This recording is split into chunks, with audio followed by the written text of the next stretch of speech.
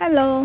এই গাছগুলো আসলে আমি এনেছি কৃষি ইনস্টিটিউট থেকে, ওই যেটা হাটহাজারী কৃষি ইনস্টিটিউট আছে ওখান থেকে। এখান থেকে অবশ্যই নিতে তো দেয় না, চুরি করে এনেছি দিয়ে একটা ডাল। আমার পত্তলিকা ভীষণ পছন্দের, খুব বেশি ভালো লাগে। অনেকগুলো কালার এনেছি, একটা টবে রোপণ করেছি, খুব ভালো লাগে। প্রতিদিন এক এক রকম ফুল ফুটে, অনেক সময় সব ফুলই একসাথে ফুটে। এটা বেলি ফুল। এটা কিনেছিলাম যখন, তখন গাছটা মরমর অবস্থা। প্রতিদিন তবুও বুকে আশা নিয়ে প্রতিদিন পানি দিতাম।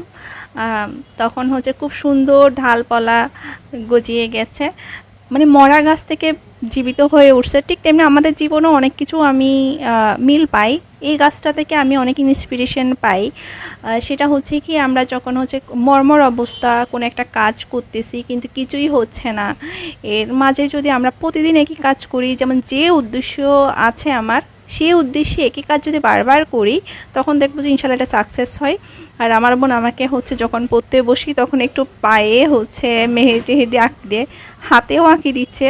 ওদাই ও নাকি আমার উপর দিয়ে প্র্যাকটিস করতেছে মেহেদি।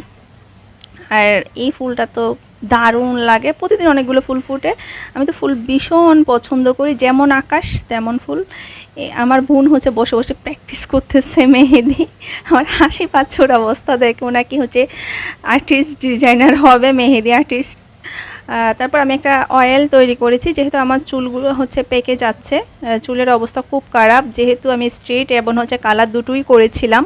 আপনারা যদি চাইলে আমি এই হোমমেড তেলের আমার উপকরণগুলো শেয়ার করব পরে। আর এই বেলি ফুল থেকে যে শিক্ষাটা নিয়েছি সেটা কি, কোনো কিছু না পারলেও ছেড়ে দেওয়া যাবে না, প্রতিদিন একই কাজ করতে হবে। এই গাছটাই আমি একই কাজ করতাম, গাছ মরে গেছে, ওটাতে প্রতিদিন পানি দিতাম। এখন আল্লাহর রহমতে অনেক সুন্দর, অনেক বড় হয়েছে।